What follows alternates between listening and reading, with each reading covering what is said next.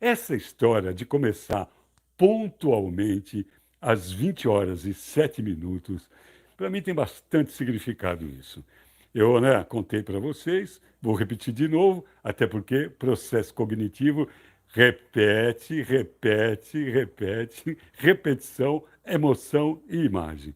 2 significa o filho, a filha, o caminhante, aquele que busca sair do Matrix.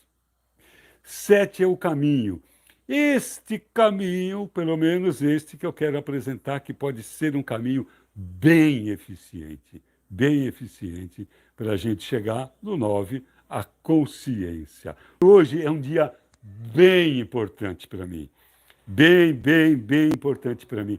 Essas aulas, essa segunda aula, eu posso dizer uma coisa para vocês com toda sinceridade. É uma das coisas mais importantes da minha vida. Então, vamos que vamos. Nossa segunda aula da revolução de si, construindo o seu eu ideal. Muito bem.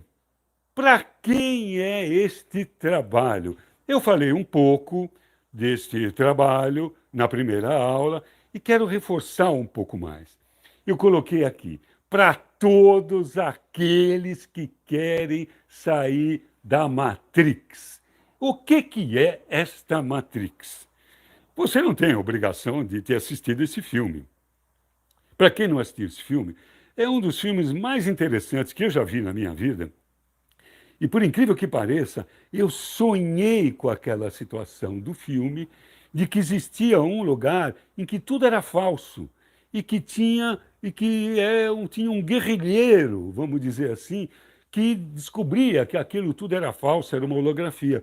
Quando eu estava contando esse sonho para um amigo meu, ele disse o seguinte: cara, esse é o filme do Matrix. Esse é o filme do Matrix. Uma história de uma ficção em que eles vivem numa ilusão onde todo mundo é feliz, mas eram controlados por um sistema muito inteligente de holografias, de fantasias tão reais, e que as pessoas estavam conectadas com aquilo, e um cara começa a descobrir que aquilo era uma fantasia e se desenrola, não vou falar muito do filme, que é o Neo, que é uma espécie de Cristo procurando libertar toda a humanidade, trazendo uma consciência. Esse é o Matrix. Este é o Matrix. Nós vivemos uma realidade inventada por um pequeno grupo e que manipula as mentes humanas há muitos e muitos e muitos anos, querendo exatamente colocar parâmetros. Lembra do ovo de cuco? Botando ovos de cuco, botando ovos de chupim na nossa cabeça, fazendo com que a gente acredite que o homem, o ser humano, é quando ele tem. Ele será feliz se ele tiver. Ele será feliz se for melhor do que o outro. Ele será feliz se fizer aquilo que chamam de sucesso, correndo atrás de coisas que nunca alcançam. E isso vai tolhendo a nossa criatividade. Por exemplo, é muito comum esse grande Matrix colocar o nível de materialidade absurdo, de que nós somos um aglomerado de células. Eu estudei com um professor Alvarenga, um patologista, um cara muito legal, eu era bem amigo dele, gostava muito dele, mas ele tinha uma característica que eu respeitava, ele era ateu e acreditava que nós éramos um aglomerado de células. E ele dizia: o ser humano é um tubo rodeado de outros órgãos. É isso que pensa. Acreditar que nós somos um aglomerado de células é tão inteligente quanto acreditar que um poema poderia vir da explosão de uma gráfica. Imagine uma gráfica explodindo e os tipos caindo. Minha terra tem palmeiras, onde canta o sabiá, as aves que aqui gorjeiam. Não tem condição de fazer isso. Não existe coincidência, existe coincidência. Existe uma inteligência maior, uma engenharia divina, cósmica, divina, que organizou tudo isto. Lembra do mito da caverna de Platão? Os senhores da caverna é aqueles que criam Matrix. Mas mal sabiam eles, ou percebiam eles, que eles também estavam presos na caverna. Aliás, o carcereiro é o prisioneiro do prisioneiro. Os senhores da Matrix, que achavam que estavam criando uma realidade conveniente para os escravos, estavam também escravizados pela sua ignorância e inconsciência. Mas houve um escravo que completamente, visceralmente descontente com a sua mediocridade, resolveu romper aquelas correntes, mesmo sabendo, não sabendo o que encontraria. Atravessou o grande muro das ilusões, encontrou os senhores da caverna, foi além, encontrou a luz artificial, a fogueira, e foi buscar a luz do sol. É para essas pessoas que esse trabalho está sendo dedicado. É para isso, é para você que não se conforma com a sua mediocridade. Ofende? Mediocridade ofende? Mediocridade vem da palavra de viver na média. Então, esse trabalho é para quem não está disposto a ficar na média. É para aqueles que estão aprisionados nas suas ansiedades, nas suas dúvidas, na sua falta de foco, no cansaço crônico, daquilo que tudo que fazem, ainda acha que não é bom, que falta mais, que precisa de mais. Esse trabalho é para você. Esse trabalho é para você que acha até que está confortável, que está bem, que está tranquilo, mas que hora ou outra aparece aquele nó de manga no peito, numa angústia, e como o escravo da caverna, sabe? Cara, está faltando alguma coisa. Eu estou bem com a minha família, estou com emprego, meus filhos estão saudáveis, a condição financeira está legal, nem peguei Covid, nem morri, mas está faltando alguma coisa. E esse trabalho é para você também, que eu sei que tem um tanto de gente aí que está me ouvindo, que já começaram a caminhar nessa senda do autoconhecimento e que às vezes se confunde com tantas ofertas, com tantas direções de caminho e que esquecem de dizer o lado B de toda essa história, que eu vou dizer para você. Eu me comprometo a colocar tudo aquilo que eu aprendi nesses anos todos de busca interna e de buscar compreender o cérebro humano, a mente humana, conhecer um pouco mais da filosofia, conhecer um pouco mais da espiritualidade e reunir tudo isso para partilhar com você. É para você esse trabalho. E, de novo, eu quero dizer uma coisa, estou dizendo de coração. Este é o trabalho que eu devo fazer. Esta é minha missão de vida. Tudo que aconteceu na minha vida me preparou para este momento. E eu quero partilhar com você. Eu quero partilhar com você porque, como eu disse, nós estamos no momento de colocar boas sementes. Nós estamos no nó do mundo, no fim de um ciclo e começo de outro ciclo. E esse nó, como o nó de cana, como o nó de bambu, é onde cresce o broto. Nós estamos no fim de um ciclo, colhendo tudo aquilo que nós plantamos. E estamos no começo de um novo ciclo. E precisamos colocar boas sementes para começar esse novo ciclo. Este trabalho tem a ver com a minha vida, este trabalho tem a ver com este momento que eu chamei de xepa espiritual. Olha só, xepa espiritual. Agora é mais barato. Então, é um gesto de revolução. Mas não é mais uma revolução com arma. Não é mais uma revolução com voto. Eu não acredito nisso. Não é mais esse tipo de revolução. É uma revolução vibratória. O que é uma revolução vibratória? É uma revolução de si, que cada um faz em si mesmo. Vou te dar um exemplo disso. Eu dou um violão para você. Você segura esse violão aí, na tua frente. Eu venho com o meu violão e começo a tocar uma determinada nota. Sei lá, sol, legal, eu gosto dessa nota, o nome dela, sol. E toco um sol aí. que eu não vou nem cantar, porque eu não sei como é que é essa nota. Mas sol, vamos imaginar que eu estivesse falando corretamente. Sol, sol, sol, no meu violão. Sem que você tocasse no seu violão, por ressonância, por simpatia vibratória, a sua corda começaria a vibrar igual à minha, sem nenhuma palavra. Eu só mudei o meu padrão vibratório. E aí eu contamino, eu induzo o teu comportamento vibratório. Aí sou eu e você. Aí eu e você, vibrando, vamos, por sintonia, colocar a corda do Bruno. O Bruno, eu, você, o Bruno, vamos, por sintonia, acordar a corda da Nísia. Nísia, Bruno, eu, você, Pedro, Sofia, daqui a pouco todos nós fizemos a revolução com uma atitude interna. Por isto, esta revolução é de si. É uma responsabilidade de cada um. E a minha responsabilidade, o meu talento, o meu compromisso, o meu tesão é colocar aqui, disponível, para você aprender a fazer isso. E é tanto conhecimento, são 4 aulas. E eu vou colocar tudo, procurando não enrolar. Às vezes eu vou repetir, porque processo cognitivo, circuito mental, é repetição, emoção e imagem. Você já me ouviu falar isso e vai me ouvir falar outras vezes. Mas não quero enrolar e quero te entregar aquilo que é um conjunto de ferramentas que, se você, mais para frente eu vou mostrar aqui o esqueletão, se você se especializar numa daquelas partes, isso já vai gerar uma transformação em você.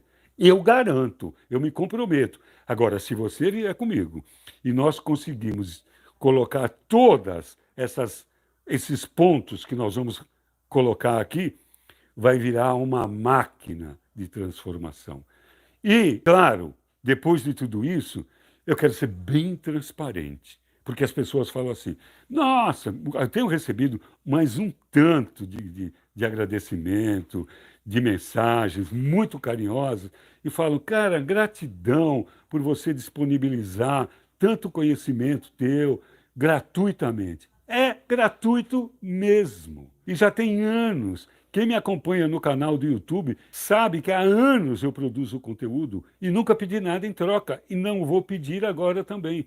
Mas quero oferecer, no final dessa jornada, aqueles que quiserem, porque é muita informação e tem que ter prática, caminhar junto comigo, ó, braço dado com quem quiser, e vamos colocando tudo isso que nós vamos aprender e muito mais, e muito mais, e muito mais. E isto daqui é um conteúdo que vai se satisfazer. Mas para aqueles que são eternos insatisfeitos e querem mais e mais e mais, nós vamos ter. Aguarde, passo a passo. Então, para quem? Para todos aqueles que querem sair da Matrix. Aqueles que não estão contentes com a sua mediocridade. Querem mais, querem mais, querem mais. Eu quero mais. E eu quero mais gente comigo querendo mais. Vamos que vamos. Aliás, só um dado: mais de 3.500 pessoas viram a primeira aula. Nós deixamos aberto 24 horas, foi acessado por 3.500 pessoas. Que legal. Mais de 3.500. Olha que massa. Que legal. Muito bom. Isso aí. Então, nós vamos começar aqui com o resumo da aula, da primeira aula. Só para lembrar, não vou gastar muito tempo nisso, mas é bom. A primeira aula foi Manual dos Circuitos Mentais. Lembra? O porquê é a mesma coisa que eu disse hoje. Porque esse ser humano não é sustentável. Nós temos que arrumar outro ser humano. Beleza. Nós estamos reprisando, para quem está chegando agora, a primeira aula. Se você assistiu, vai recordar. Se você não assistiu, um resumo dela. Manual dos Circuitos Mentais. Porque, como eu disse, esse ser humano não é mais sustentável. E a gente colocou que tem por volta de 50 a 70 mil pensamentos por dia. Então, como eu coloquei, para que a gente desse um suporte, respostas emocionais para 70 mil pensamentos, não seria possível. Então, o engenheiro dessa grande máquina colocou um circuito mental para que a gente pudesse dar as respostas já automáticas, sem ter que passar pela decisão, sem ter que passar pelas nossas emoções. E aí eu coloquei como exemplo dirigir. Quando você aprende a dirigir, um sacrifício, um pé faz uma coisa, outro pé faz outra, uma mão faz outra, espelho, tal, tudo. Aprendeu, vai automático. Tocar piano. Imagina, por exemplo, quando uma pessoa vai aprender a tocar, sei lá, tico-tico no fubá. Aí parece impossível. De repente, ele fica. Já imaginou se ela fosse pensar em cada nota? Não rola. Criou o circuito, vai automático. Lembra que eu dei um exemplo do poder do circuito, como ele atrai a gente? Da casa onde eu morei, onde tinha uma avenida que ia para o lago, mas tinha uma picadinha, né? Ali todo mundo ia pela picadinha. A força que faz o circuito. É isso, para economizar energia. Não é por preguiça. É um sistema, toda máquina inteligente tem um sistema de economia de energia. A máquina inteligente que faz as máquinas inteligentes, ela tinha que ter um sistema de economia, deixa a gente no automático. Só que isso faz com que a gente perca a nossa criatividade. Demos exemplo do circo de pulgas, do elefante preso no tamborete, que o circo pega fogo, ele não consegue mais sair dali. E falei da importância da repetição, da emoção e da imagem. Repete, repete, repete, repete, circuita. Às vezes nem repete, mas tem uma forte emoção e já circuita. O trauma. Um trauma, ou mesmo um fator maravilhoso que acontece, uma grande surpresa, um grande prêmio, tudo aquilo que desperta muita emoção, exatamente cria um circuito com uma única vez. Aliás, a emoção é bem importante, porque a emoção, como a gente colocou, ela faz a diferença de realidade e verdade. Realidade é o fato. Verdade é como aquele fato ficou filtrado pela emoção de cada um.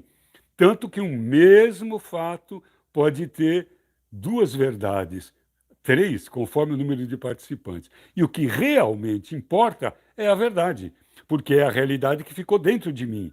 É aquela que eu acredito, é aquela que vai me dar base para eu construir o meu processo cognitivo. Daí você pode imaginar o quão importantes são as emoções. Elas estão no ambiente, na antessala, de tudo aquilo que importa, que entra dentro da nossa porta, e de tudo aquilo que nós exportamos e que nós mandamos para o mundo. Então, o equilíbrio emocional é vital para a nossa felicidade e para o processo cognitivo. E a imagem? Coloquei aqui, por exemplo, a diferença daquela experiência do Oscar e da Hortência, o exemplo do Pelé, que quando visualizava, ele fazia misérias dentro do campo, humilhava seus adversários, porque ele antevia as jogadas que ele ia fazer. E coloquei aqui como exemplo outros ali, como Ayrton Senna, que ficava no cockpit vendo todo o circuito que ele ia fazer, e até de um grande golfista, qual eu admiro, Nick Nicklaus, que visualizava antes de dar a tacada, e se errasse, ele ficava parado e visualizando a tacada corretamente, criando os circuitos mentais eficientes para a sua vida, para o seu esporte. Aí falamos logo dessa diferença, né, do ter pensamento e pensar, e aí eu coloquei penso, logo existo. Tenho pensamentos, logo desisto. O que é isso? A diferença. Pensar é estar ativo. Quando uma pessoa pensa, vum, modifica o mundo. Isaac Newton, quando criou a teoria da gravidade. Einstein, quando criou a fórmula E é igual a mc ao quadrado. Sempre, ou mesmo na vida de cada um, quando a gente está presente e pensa, é bem diferente do que estar pensando, aquela barulheira dentro da cabeça, músicas, assuntos, conversas, e que vão perturbando, às vezes, o nosso sono, o nosso foco, a nossa atenção e dando um cansaço durante o dia de tanto pensamento.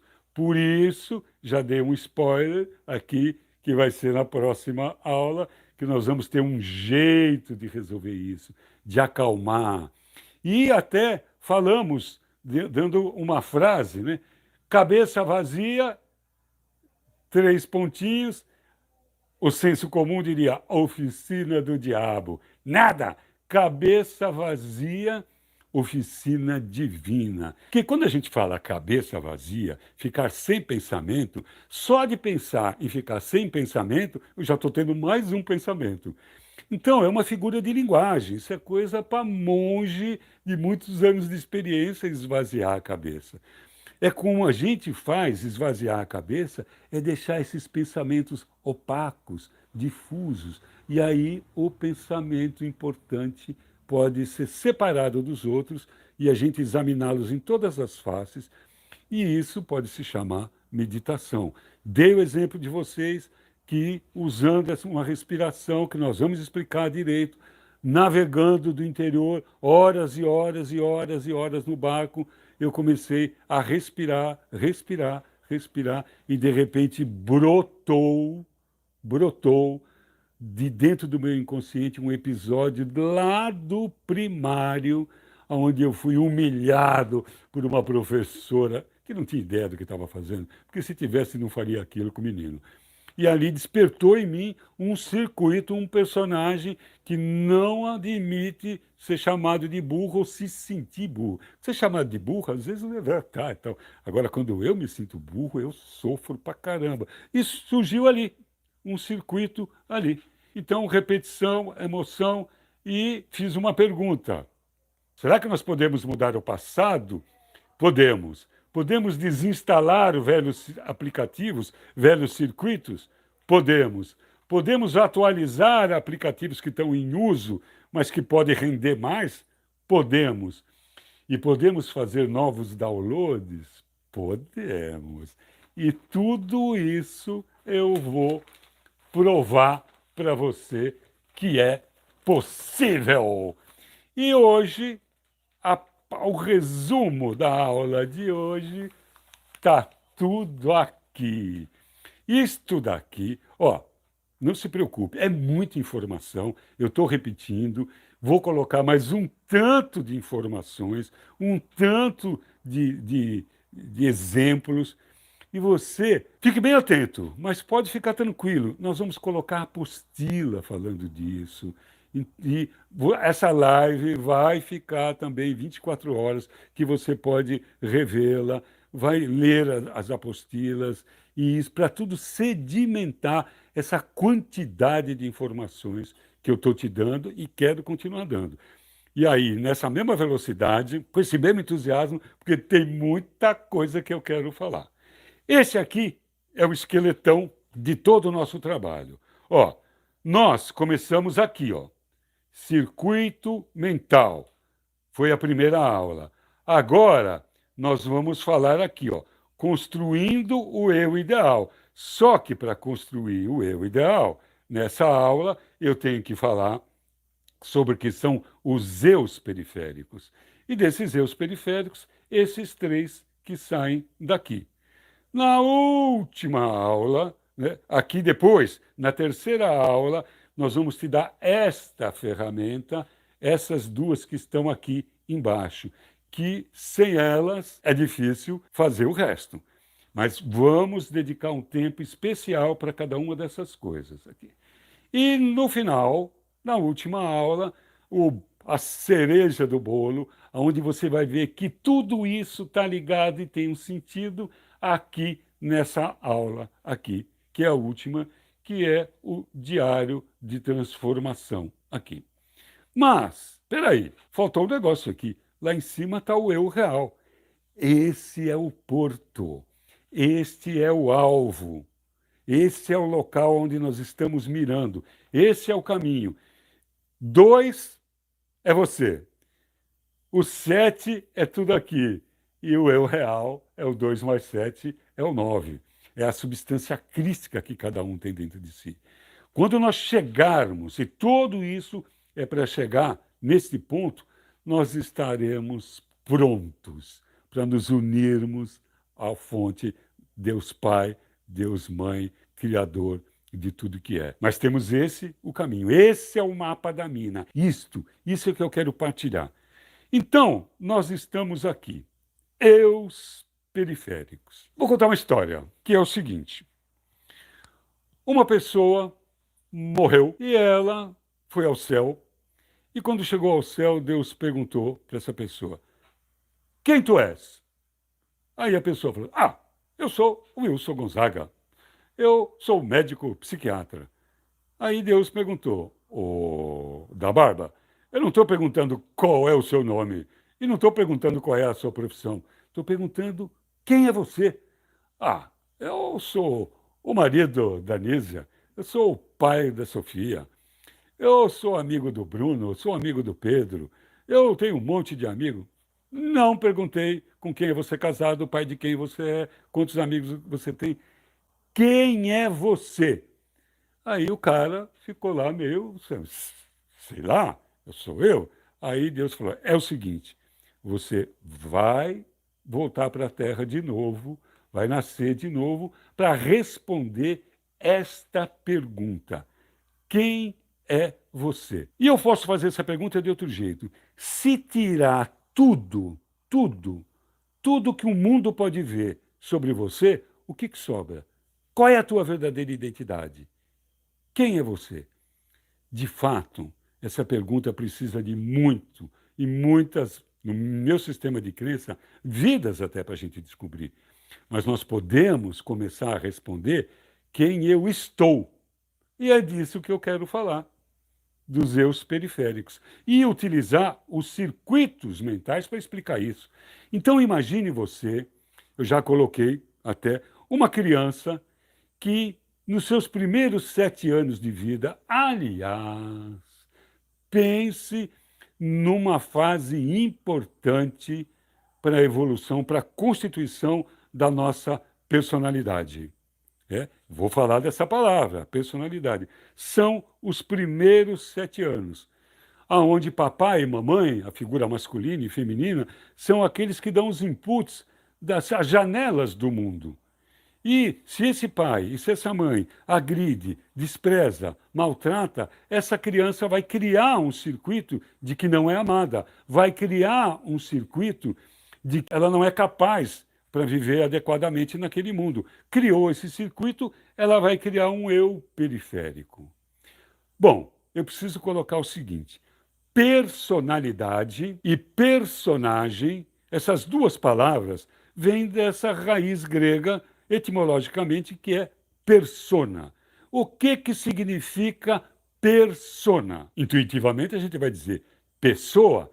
Não, não é. Persona significa máscara. É isto, máscara. Então, personalidade é um conjunto de máscaras que a gente veste. Por exemplo, como eu disse, personagem, persona, são aquelas duas mascarinhas, máscaras pequenas do teatro grego, as personas do teatro grego. Uma com a boquinha para baixo, triste, uma com a boquinha para cima, alegre. Então, máscaras deu origem a personagem. O que é o personagem? O ator ou a atriz veste uma máscara para interpretar um personagem. Personalidade é a mesma coisa. Nós temos, assim, várias máscaras em diversas situações. Ficou ruim? Máscara ficou muito esquisito? Então, vamos trocar roupa. Você vai com uma roupa numa festa de gala, não é verdade? Você veste outra roupa quando vai numa festa com os amigos. Você veste outra roupa quando está no trabalho, outra roupa quando está na praia, outra roupa quando está em casa. Roupa nenhuma quando você está no teu quarto, peladão, só de cueca, só de calcinha, sei lá. Então, cada ambiente exige que você coloque uma roupa. E nós fazemos isso com a nossa personalidade.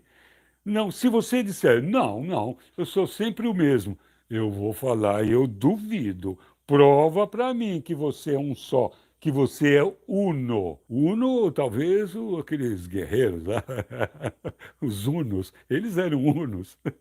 Mas um só não somos, nós somos muitos. E aí, respondendo aquela pergunta, se eu fosse para o céu hoje, e eu acho que eu vou, eu boto fé. Não hoje, pelo amor de Deus. Mas um dia, quando eu for para o céu, hoje não. E ele perguntar para mim assim, eu já sei o que eu vou responder. Ele dizer assim, e você? Quem tu és? Aí eu vou dizer para ele, eu sou o eu sou. O resto de mim é periferia.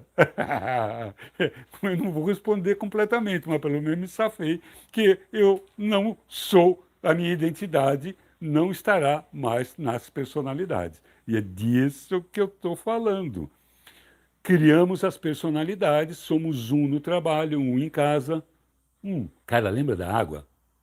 Mantém uma água aí do teu lado para manter o cérebro fluido. Então, conforme o circuito, nós vamos criando. Imagine você, por exemplo, uma criança agredida. Ela vai criar um, um eu periférico. E quantos eus periféricos nós temos? Sei lá. Eu vou dar alguns exemplos aqui de alguns eus periféricos, que eu trabalho com isso já há um bom tempo. E isso funciona, viu? Isso funciona. Esse trabalho ele foi organizado, só fazer um parênteses aqui, com uma demanda que eu tive dentro de uma empresa. Eu trabalhava nessa empresa e como consultor. Ainda trabalho, e são meus clientes. Mas sempre me chamavam quando tinha um acidente fatal. Não sempre, mas quando tinha, me chamavam. Um acidente fatal. E aí eu tinha que fazer o diagnóstico psicológico do que tinha acontecido, elaborar o luto, organizar a equipe de novo para poder trabalhar.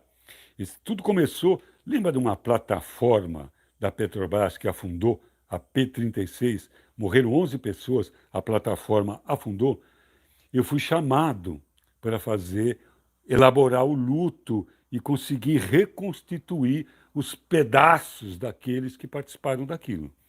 E foi um trabalho até que ganhou prêmio, esse trabalho aí. E foi muito forte esse trabalho. Nossa Senhora, ali o consultor teve que virar psiquiatra.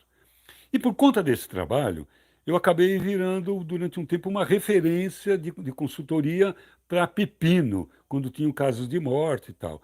E aí, nessa empresa que eu trabalho até hoje, mais uma vez fui fazer um trabalho de luto. Aí, quando terminou o trabalho, e eu fui apresentar o relatório para a diretoria. E aí eu cheguei e disse para a diretoria, falei, ó, eu estou cansado de enterrar defunto.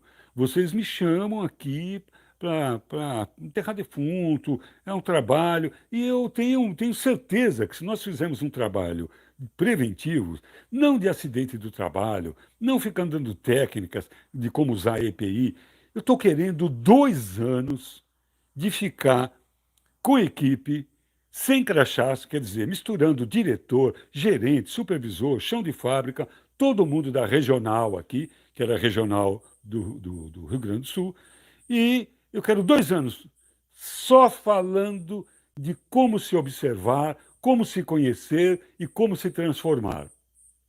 E aí o diretor falou: Você está louco, doutor? Como é que eu vou tirar 2 anos essas pessoas do campo? Né? Eram 270 pessoas. E não tem como, isso é muito caro. Não estou nem falando dos teus honorários, é tirar esse pessoal do campo, nem pensar. E aí eu já comecei a fazer bico assim. Ele falou: Te dou 1 ano.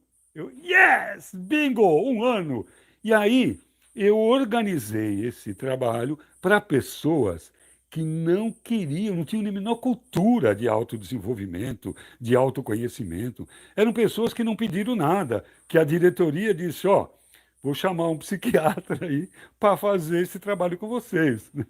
Cara, né? Na verdade eles já me conheciam, porque eu já tinha feito o trabalho de luto. Né? Aí nós fizemos esse trabalho e gerou um impacto impressionante. As pessoas não queriam, não pensavam, não tinham cultura, a grande maioria deles, cultura de autodesenvolvimento. E impactou de uma forma impressionante. E foi daí que eu falei: então tá, se conseguir esse nível de impacto, esse nível de resultado, e resultados que foram medidos economicamente. Ó, aqui. Eu não estou autorizado de falar, apesar de todo o amor que eu tenho, não pedi licença, então eu não vou dizer o nome da empresa. Mas nós, eu coloco nós porque eu estava junto. E quando eu trabalho, eu estou junto. É nós, é a primeira pessoa do plural. Nós estávamos no teto de acidente de trabalho. Por isso tivemos um acidente fatal. E estávamos no piso do resultado econômico. Depois de um ano, isso se inverteu. Nós fomos para o piso de acidente de trabalho e não para o primeiro lugar, mas para o segundo lugar de todo o Brasil em resultado econômico. É claro que eu não sou tonto de achar que foi só isso, foi um conjunto de coisas, mas isso influenciou consideravelmente no impacto das pessoas, porque elas começaram a se conhecer melhor, elas começaram a lidar com seus eus periféricos. Nós brincamos muito com isso e é uma coisa lúdica, eu vou explicar para vocês. Então, isso tem um impacto transformador. E isto eu vou fazer um desafio para você. Não acredita no que eu estou falando. Testa tudo isso que você vai aprender. Agora tem que fazer, tem que testar. Por isso, para aqueles que quiserem, vou pegar na mãozinha e vamos junto treinar, treinar, emocionar, imaginar, circuitar e transformar de maneira lúdica. E aqui eu estou nos eus periféricos. E vou falar um pouco, fechado esse parênteses, um pouco, para dar um exemplo, dos meus eus periféricos. Eu tinha um personagem, eu estou dizendo que eu tinha, porque ele está quase morto, quase morto. Um personagem que eu chamava ele de Doutor Magno Augusto. Olha o nome do cara, Magno Augusto. Isso foi no começo da minha carreira como médico.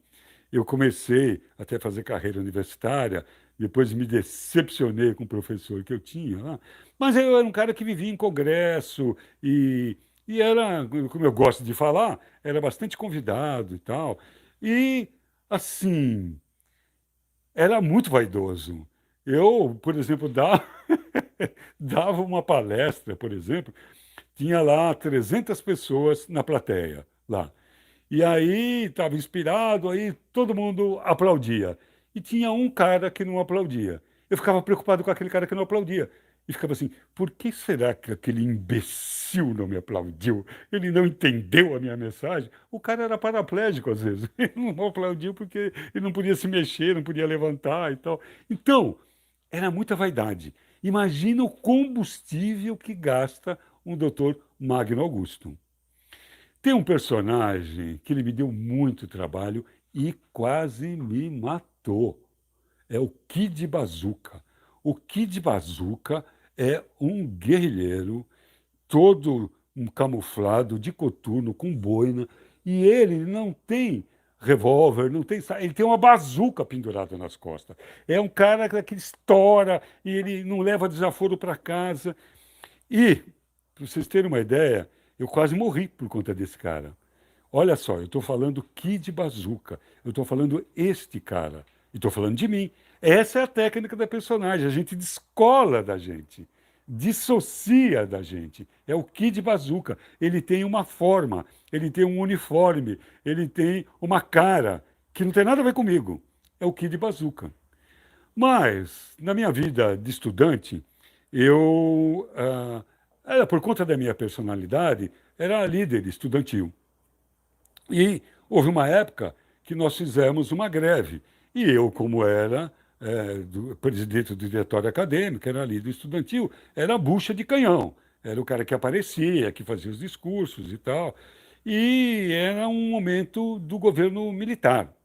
E isso foi em 78. Estava acabando o governo militar. Era a época do governo do João Figueiredo e ele tinha como chefe do SNI o general Newton Cruz.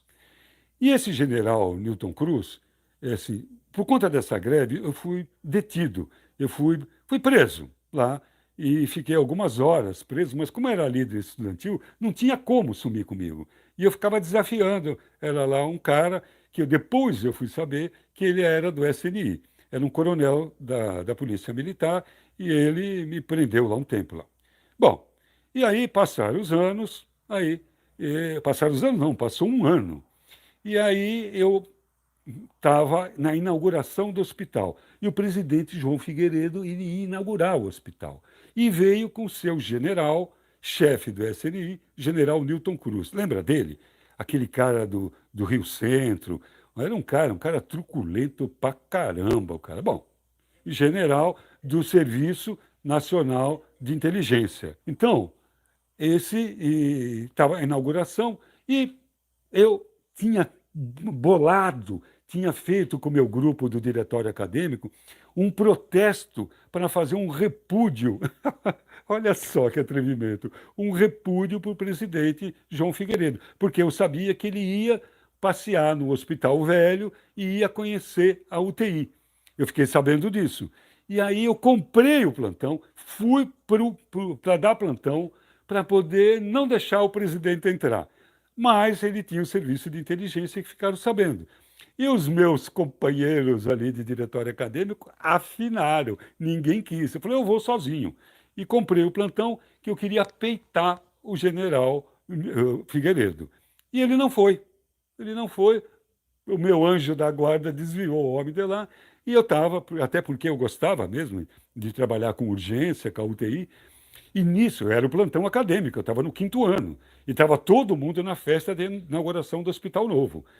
Quando, de repente, chegou um problema muito sério, ortopédico, uma pessoa toda quebrada lá, com fratura exposta, tal, foi para a UTI, a gente fez o que podia e eu tinha que chamar o Bira, o professor Ubira Jara, que era um amigo nosso, um cara muito legal, e que estava lá na festa onde todos estavam, o diretor da escola, todos os professores, e o presidente já tinha ido embora, porque ele ia inaugurar uma fábrica de helicóptero numa cidade vizinha, e estava o grande homenageado, que não era o presidente, que era o general Newton Cruz.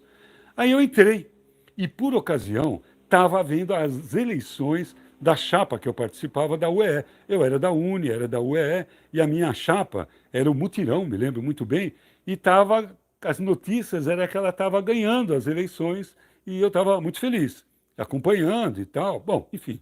Quando eu entro no hospital para chamar o Bira, o coronel, que era do SNI, que tinha me prendido, olhou e disse assim: Ei, Magrão! Não sei por que eu tinha esse apelido.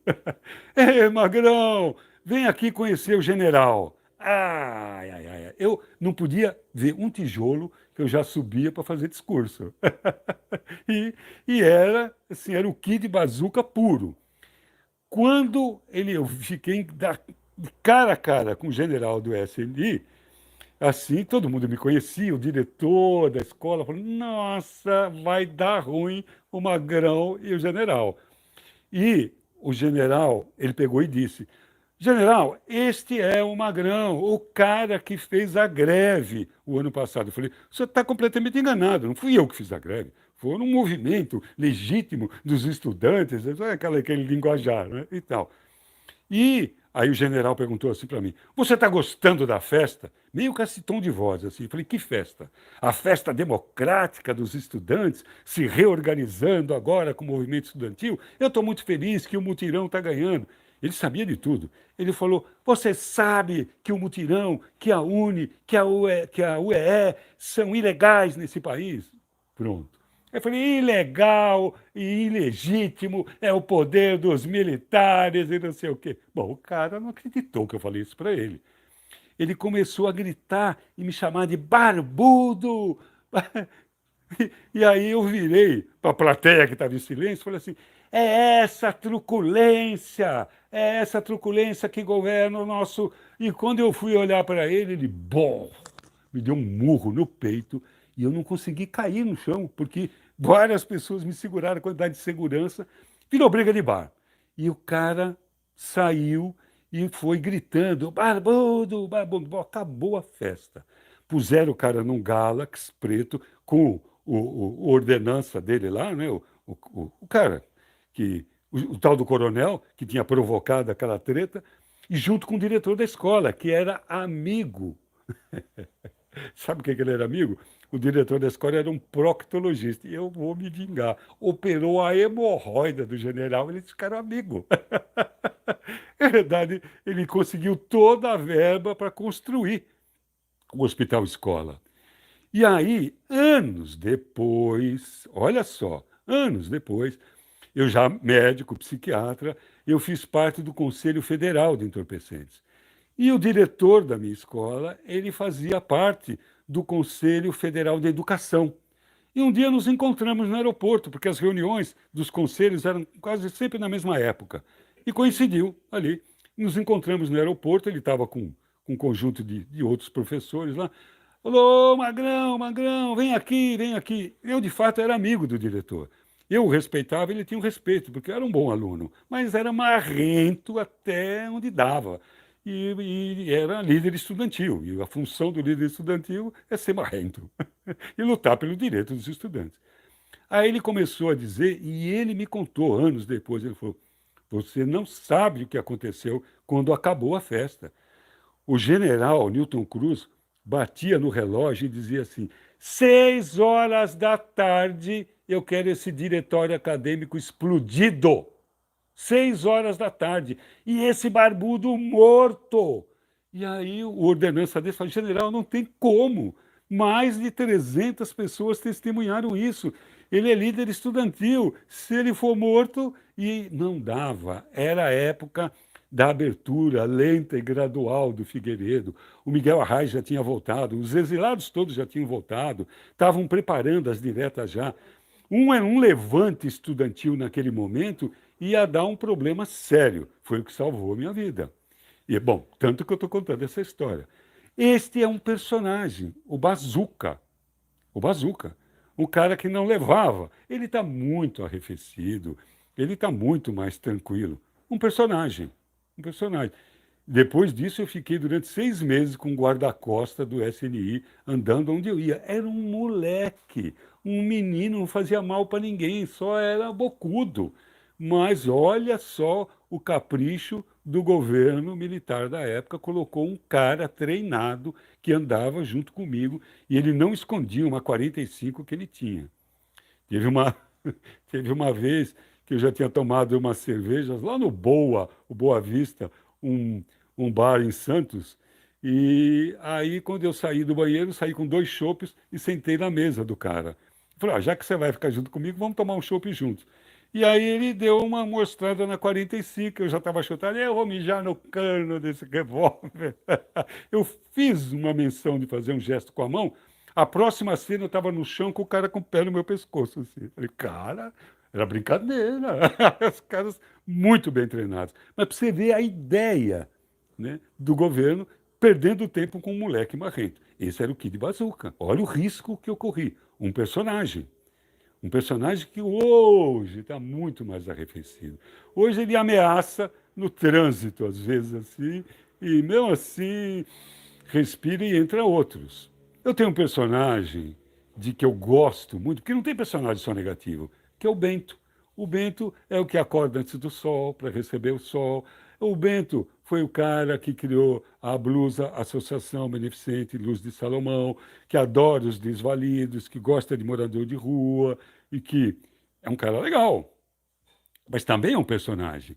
Tem um personagem que eu abuso pra caramba, é o Papai Noel. Aqui nesse lugar, fim de semana que as crianças estão aqui, aqui virou a casa do Papai Noel. Eu dou corda e brinco, um personagem. Né? E tudo bem, ele não faz mal para ninguém, só brinco, e é muito gostoso. Tem um personagem que é chato pra caramba, que eu chamo Alcebíades, o crítico. O apelido dele é Bidicrica.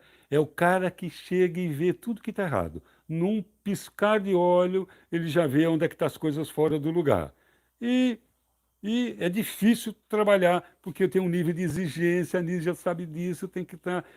É crítico demais. É o cara que vai no Museu do Louvre, está em frente à Gioconda, a Mona Lisa, todo mundo tirando foto, ele fala, eu vi uma cagadinha de mosca lá no canto, o cara não limpou. Pô, vai te catar! É muito chato isso, gasta muita energia isso. E O reverso dele, trabalhando, quer exigir perfeição, exija do seu próprio comportamento. Critique o seu próprio comportamento e menos o dos outros. Mas vamos depois ensinar como é que faz isso. Personagens. Personagens. Tem um que é o postergador, com todo respeito aos meus irmãos da Bahia. Eu chamo ele de Dito Baiano. É um cara com cabelo rastafari, aquela touca jamaicana, com um beck na boca, deitado na rede. Ô, meu rei, deixa para depois, deixa para depois a gente faz. É o postergador. Então, são personagens que eles retratam comportamentos. Tem uns impublicáveis. Tem um que eu nem vou falar desse porque a Nisa não gosta, que é o Braulio. Você... Pelo nome você pode imaginar a especialidade dele, que era, né? Era o sedutor, o namorador. E tem um que eu gosto muito, que é o Joker, o Coringa, que ele é um sátiro, ele tira sarro de mim, não é do outro, ele é para mim. Então, eu me lembro, cara, me lembro de uma vez que eu estava num congresso, eu era delegado do Amazonas, num congresso de saúde mental em Brasília. E eu tinha uma pessoa que eu admiro muito ela, Ana Pita, uma psiquiatra. E eu trabalhei uma época com ela.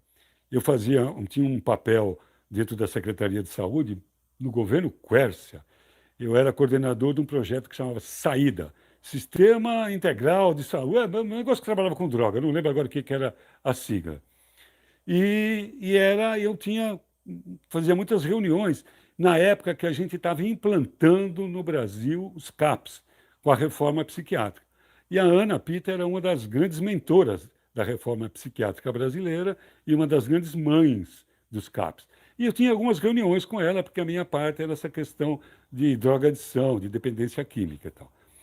E eu admirava ela. Aí nós chegamos nesse congresso, eu encontrei, eu encontrei essa doutora Ana Pita e fui todo afetivo, dizer, doutora Ana Pita, como vai? E ela era uma das organizadoras do congresso. Ela estava atarantada, ela estava com a cabeça cheia.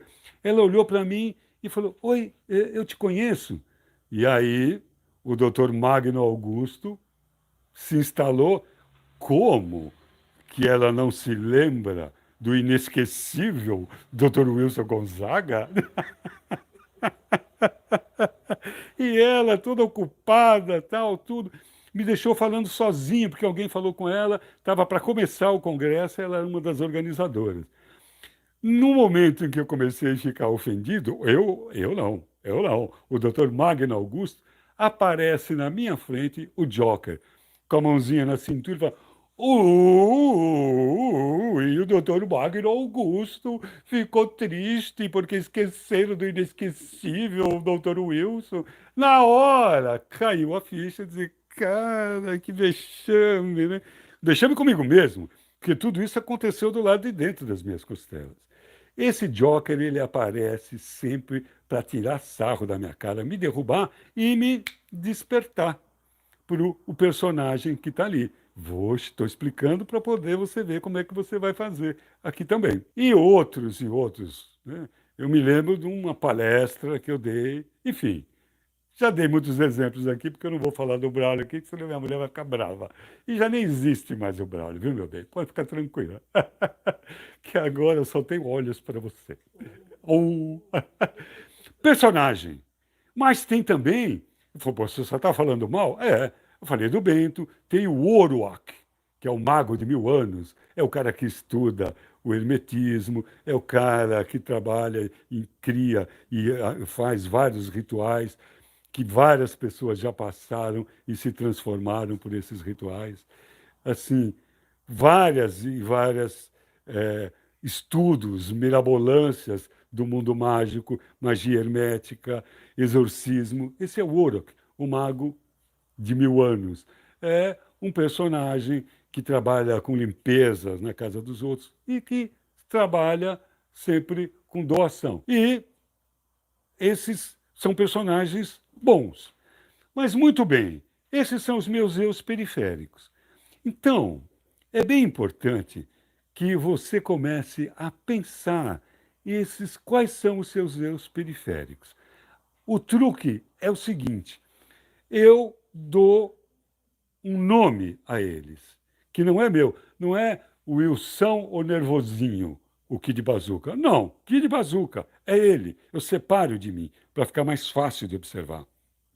E isto é importante, porque eu vou falar aqui do eu observador. É bem importante.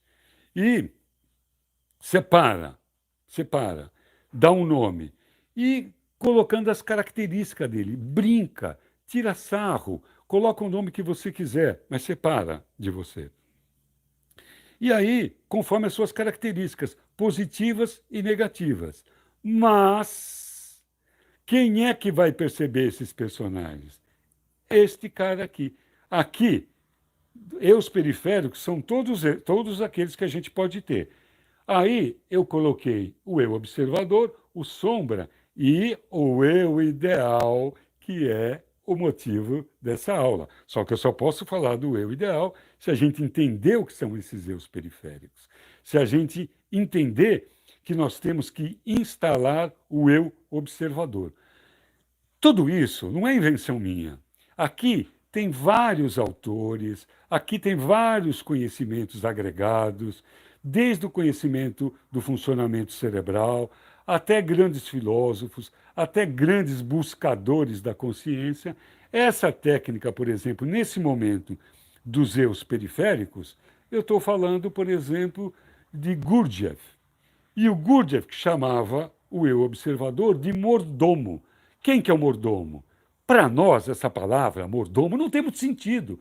Vem aquela figura estereotipada do Charles, por favor, traga o meu carro, traga o meu drink. Aquela coisa, né? O cara que tem sempre culpa nos filmes de mistério, aquele é o mordomo, vestido de pinguim. Não. O mordomo é o chefe, é o cara que tem direito à mordomia. Só ele, só o mordomo tem direito à mordomia. A mordomia é a gerência geral. Então, esquece a palavra mordomo, eu chamei de eu observador. E eu observador é um eu que a gente tem que instalar. Ele tem que estar presente, observando tudo o que vai acontecer. Na próxima aula, vamos falar um tanto sobre presença e respiração, para você ajudar. Tudo isso vai se montando. Mas o eu observador, ele observa sem emoção. Porque se a gente começa a julgar o que a gente está vendo, nós vamos desistir. A técnica não vai dar certo. Nós temos que aprender a observar o que está acontecendo, qual o personagem que ali está, sem se identificar com ele. Essa é o truque da técnica. Se você descobre o personagem e simplesmente observa, se ele estiver dando mais lucro do que prejuízo, ele tende a se reforçar. Se ele estiver dando mais prejuízo do que lucro, só a simples observação o faz que ele enfraqueça, que ele vai perdendo sua força. Só na observação. E vamos ter mais coisas para poder transformar esses personagens que dão menos lucro, mais prejuízo do que lucro. Então, o eu observador, ele é como um repórter. O que é o repórter? O repórter é o jornalista de começo de carreira, né? É o foca. O jornalista fala lá para o repórter, para o jornalista novo ou estagiário, você vai lá e reporta tudo o que está acontecendo. E não dá a sua opinião, só diz o que está acontecendo. O jornalista já dá a sua interpretação, já dá a sua opinião. Ó, eu gosto muito de um cara que você conhece, Monteiro Lobato. Monteiro Lobato era um jornalista. Ele era mais do que um jornalista, ele era um editor, ele era dono de jornal. E era um brasileiro, assim, verdadeiro. Ele lutou pelo petróleo é nosso, era um homem de uma consciência social, era um homem de uma sensibilidade. Foi ele que criou o sítio do Pica-Pau Amarelo, né? Muita gente conhece Monteiro Lobato só pelas suas histórias infantis. Ele tinha uma influência política muito forte no país. Foi um homem muito importante para esse país. Monteiro Lobato dizia o seguinte: ele era dono de jornal, hein?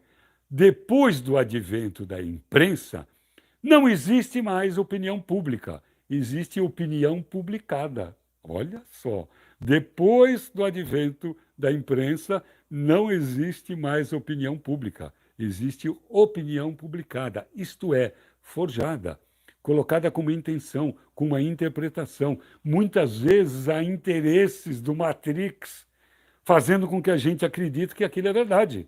Quem disse isso foi Monteiro Lobato. Então, o jornalista, ele dá a sua interpretação. O repórter, não. Ele fotografa e traz aquilo que aconteceu. Este é o papel do eu observador. Reportar o que está acontecendo, colocar um holofote, uma luz no personagem que está ali. É o Kid Bazooka? É o Braulio? É o Magno Augusto? É o Bento? É o Orwak? É o Papai Noel? Quem é que está aí? Simplesmente coloca o fato. Mas como que ele vai fazer isso? Nós vamos ter que instalar um alarme para chamar o eu observador. Assim como o comissário Gordon colocava o morcego no alto, Batman olhava e falava: ele precisa de mim, Gotham City precisa de mim. Ele vinha com o chamado da imagem do morcegão no céu. Nós temos que instalar isso para chamar o nosso Batman aí. O nosso Batman é o eu observador. Qual é o holofote que o comissário Gordon coloca? Emoção. Criou uma emoção, pá, dispara o eu observador. E ele vem olhar o que está acontecendo, coloca o holofote, sem julgamento. Cara, isso é importante. Sem julgamento. É muito importante, porque se a gente começa a se ver, nós vamos cair nesse personagem que eu já vou falar já já, que é o Sombra, e nós vamos ver que nós não somos bonzinhos, que nós somos egoístas, que nós somos injustos, que nós somos insinceros às vezes, para não falar mentirosos. Há muitos são mentirosos mesmo. E aí, com o julgamento, eu não quero ver isso, eu vou negar isso. Eu vou negar isso. Ó, vou contar um caso que aconteceu há pouco tempo com o meu cunhado. Ele esteve aqui esse fim de semana. Ele é um cara muito legal. Milton, irmão da Nisa. Ele é um cara muito legal. Ele é irritantemente perfeitinho. Tudo que ele faz correto. Ele é um cara próximo. Sabe o Rei Midas? Onde ele põe a mão, bum, o negócio prospera. E ele é bom mesmo. Ele não é aqueles cara bom até a página 3. Ele é bom do prólogo do epílogo. E, assim, eu gosto dele. E como ele é bom em tudo, ele também é um bom cunhado. E teve uma época, quando começou uma crise, aí antes da pandemia, uma crise séria, aí a gente estava andando, Nízia e eu, voltando de um shopping lá em Manaus para casa. Aí a Nízia pegou e me disse assim: nossa, a crise pegou o Miltinho com a escola dele lá. Eles já se recuperaram, viu? Mas estão passando por uma crise séria lá. Eu me peguei com um flash de alegria, de inveja, de tipo assim, que beleza, o meu tio também se fudeu. Quando eu vi isso, foi um lápis. Como eu estou treinando essa técnica há anos, o eu observador não deixou isso passar. E pá! E pegou e tirou a foto. Cara, olha, você está com inveja. Sabe qual foi o meu sentimento? Sinceramente, de alegria. Não por ter sido invejoso, porque eu não me orgulho disso, mas por imediatamente este cara aqui, o eu observador, fotografar e disse: olha aqui uma coisa que você vivia dizendo que não tinha. Eu, invejoso? Não, imagine, eu adoro ver meus amigos, as pessoas prosperarem. E eu tenho isso comigo mesmo. Eu acredito, luxo para todos, alegria para todos. O mundo, ele tem abundância para que todos vivam em dignidade, e esse trabalho busca isso. A justiça pessoal, a justiça espiritual e a justiça social, onde todos estão bem. E eu achava que não tinha esta sombra, Já estou falando desse cara aqui. E o eu observador colocou isso daí. Pegou. Agora, se eu fosse querer cortar os pulsos, acabou. A próxima sacada da sombra aqui, que ele daria, eu negaria.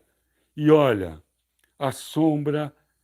Jung já dizia isso, e Jung está aqui também.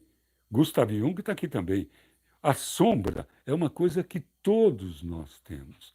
Eu, durante uma época da minha vida, eu gosto de estudar a biografia dos santos. Eu mesmo não acredito em santo, porque na época a igreja canonizava, o cara ia lá, tomava umas porradas dos cristãos, dos perseguidores, dos cristãos, tomava lá, queimado na fogueira, colocava o cara com leão, era comido, era crucificado e virava santo. Mas o que você fez? Nada, eu só acreditava que Cristo vivia. Pô, eu também acredito. Né? E aí, então, coisas da igreja lá, colocou um monte de santo lá. Mas tiveram alguns que tiveram vidas exemplares. Eu adoro a vida de São Jorge, Jorge da Capadócia. Cara, eu um dia, quem tiver comigo, vou contar essa história com detalhes. Você sabe que eu gosto de contar história, né? A história dele é lindíssima. E outro que eu gosto pra caramba, uma recém-canonizada, Madre Teresa de Calcutá. Madre Teresa de Calcutá é uma fofa. Ela é uma pessoa incrível. Ela ficou 8 anos da vida dela numa coisa que São João da Cruz chamava de a noite escura da alma. A noite escura da alma é quando uma pessoa que está no caminho espiritual se sente absolutamente abandonado por Deus. Madre Teresa ficou só 8 anos na noite. Pense numa noite escura, comprida, 8 anos, em que Deus não falava mais com ela. Ela se sentia abandonada por Deus. E ela disse o seguinte: falou assim, é o seguinte, tu não quer mais conversar comigo? Tá, fica na tua. Eu já aprendi que a minha vida é amar mais e servir melhor. Eu tive uma experiência e estou nesse caminho de Madre Teresa. Amar melhor, porque amar não é uma questão de quantidade, e servir mais. E é o que eu estou fazendo agora. Servindo com amor, partilhando o que eu tenho de melhor para que todos possam aproveitar isso daqui. Muito bom. 8 anos cumprindo a missão dela, mesmo se sentindo abandonada de Deus. Virou santa, merecido. Mas você acha que ela não tinha sombra? Pense numa veinha brava, pense numa veinha egóica, que as coisas poderiam ser de qualquer jeito, desde que fosse do jeito dela. Ela não era brincadeira, não. Mas ela arrebatava pessoas que realmente conseguiam passar por cima dela. Eu conheço uma senhora que eu a conheço, a chamo de mestre, Dona Seda. É uma mestra, mas ela chama Seda. Mas, na verdade, é lixa zero. Ela, ela tem aquele sincericídio, ela fala na cara. Ela... Um dia desses, nós estávamos aqui conversando e tal, e uma das pessoas falou, nossa, a dona Seda, e começou a querer falar mal dela. Eu, não, senhora, não vai falar mal da dona Seda. Mas é claro que ela tem sombra. E é uma mestra, eu a chamo de mestra. Né? Todos temos sombra, faz parte da constituição humana. Desde o mais, todos nós temos um eu real, desde o pior bandido, e todos nós temos sombra, né? Desde o mais iluminado. Como é que está indo? Estão cansados? Vamos dar uma chacoalhada, porque eu estou no pique, eu fico falando tem uma motivação, escutando é outra história. Vamos fazer aquele exercício que nós fizemos na primeira, para dar uma despertada? Vamos lá fazer aquele exercício bioenergético? Vamos lá. Levanta, levanta. Por favor, pode levantar, pode levantar. Vamos lá. Eu vou explicar para quem, se caso perdeu, uma vez, depois nós vamos fazer junto.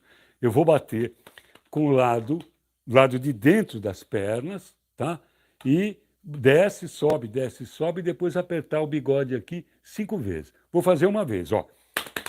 Desce, sobe, desce, sobe, desce, sobe, bigode. 1, 2, 3, 4, 5. Beleza? Vamos junto? De pé, de pé, de pé, ô vagabundo. Sobe aí, tô te vendo aí. Fica lá, não finge não, levanta aí. Vamos lá, vamos lá. Comigo. Desce, sobe, desce, sobe, desce, sobe. Bigode.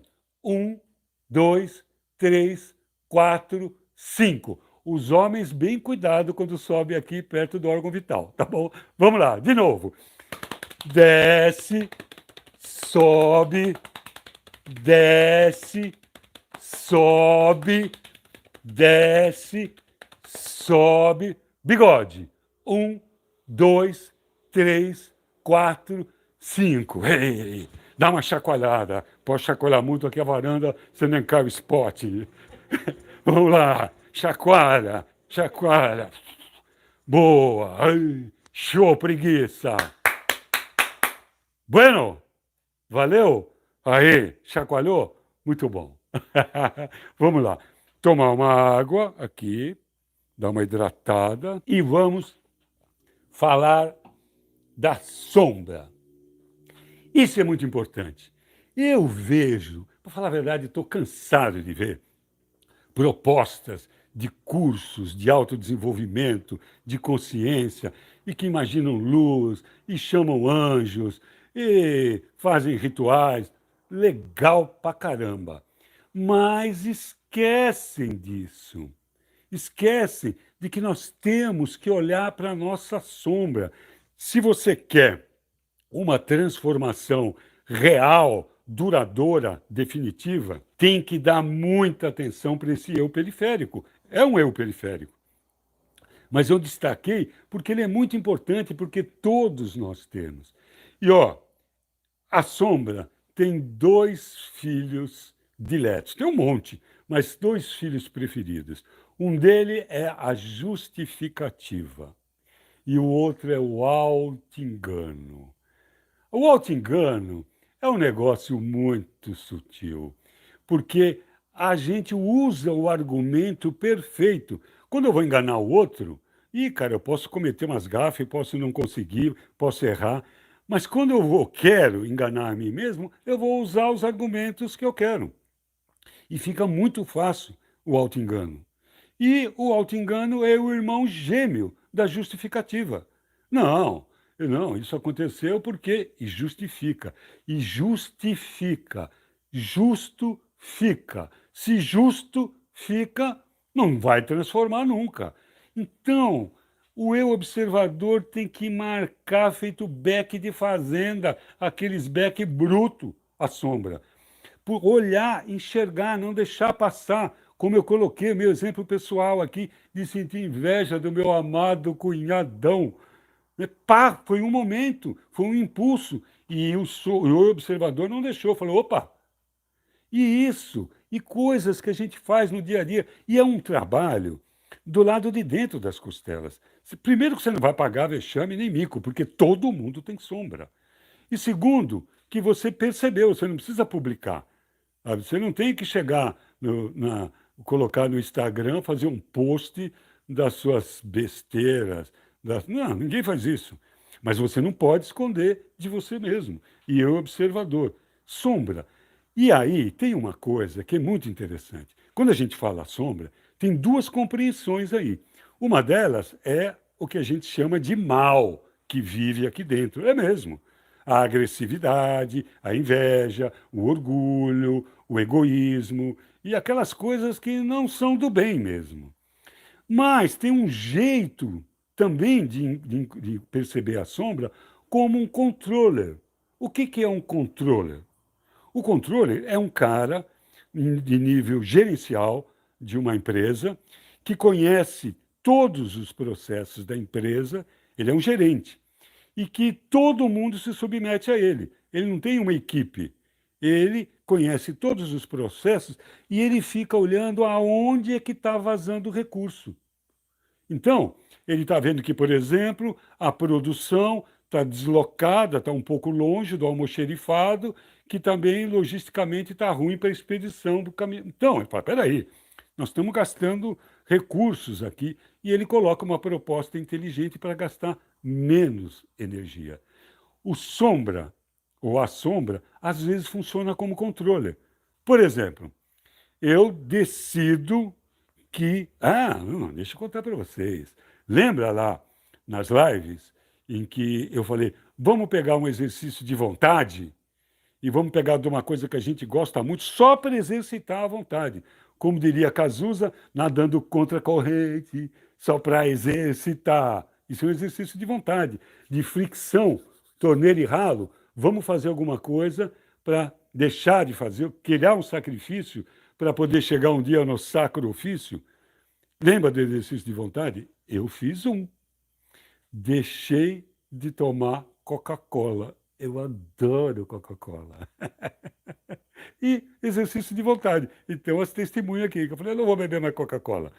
E até então, não estou bebendo Coca-Cola. Isso daqui é um exercício de fricção.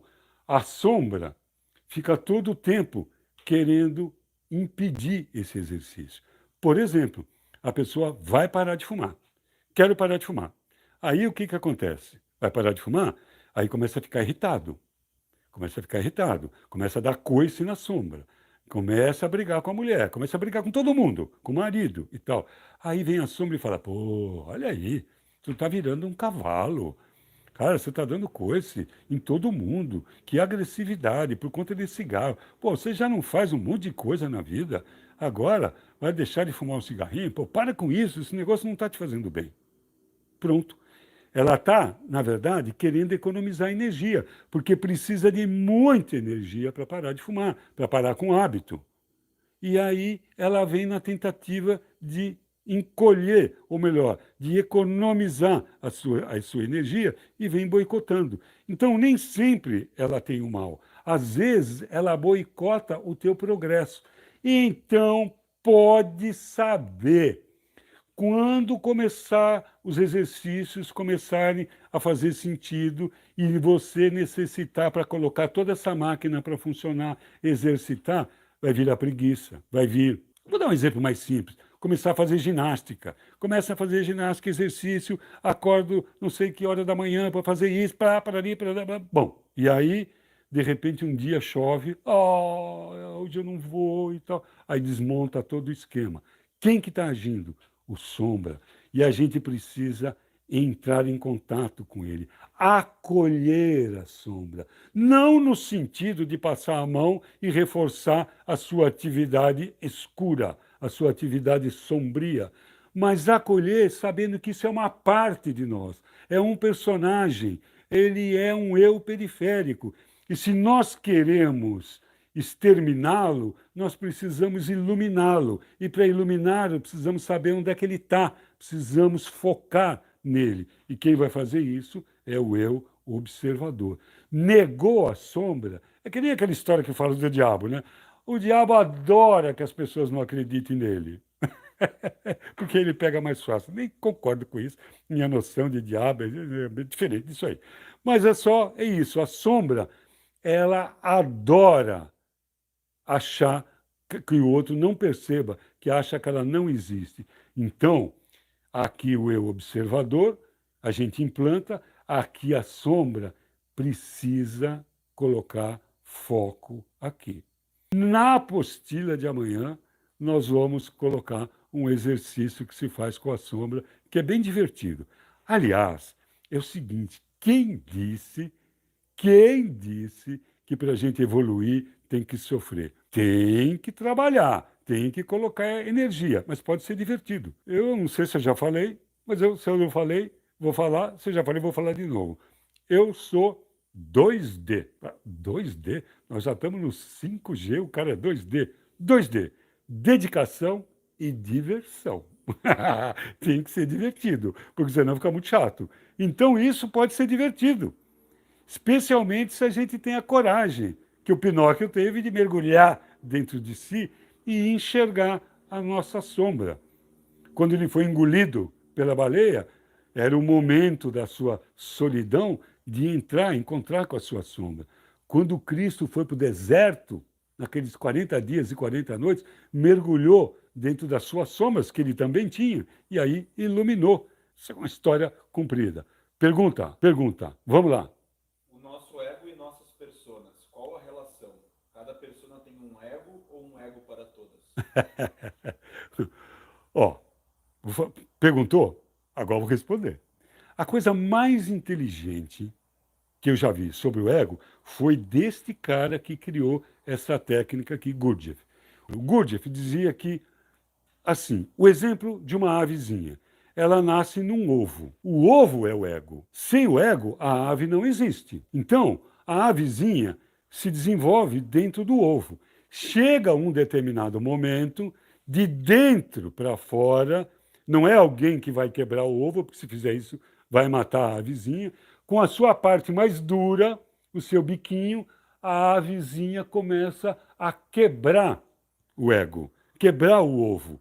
E aquele lugar que já foi acolhedor, que já foi um universo inteiro, começa a ficar justo, começa a ficar apertado, desconfortável, a avezinha quebra, e ela que vivia naquele estúdio, naquela kitnet, agora tem como casa o céu, o limite, o horizonte, e, despremida, sai voando. Mas o ego foi necessário. Mas tem que haver um momento em que nós vamos perguntar para o ego, como o Vitor Hugo, parafraseando o Vitor Hugo, disse para o dinheiro: pergunte ao menos, o dinheiro ao menos uma vez, quem é mesmo o dono de quem? Pergunte ao menos uma vez, e definitivamente ao ego, quem é mesmo o dono de quem? Se nós estamos na Matrix, se nós estamos enredados por esse mundo de ilusão, o ego é quem manda em nós. O ego é o senhor da sombra e de todos os eus periféricos. A partir do momento que nós buscamos a consciência, nós começamos a quebrar o ego através do eu observador e da sua manifestação em todos os eus, inclusive naqueles positivos. O ego não é uma coisa ruim, mas chega um determinado momento, ponto, parágrafo na outra linha, 4 dedos da margem. 3 palavras do cristianismo esotérico: geração, degeneração e regeneração. Estou falando da mesma coisa, do ego.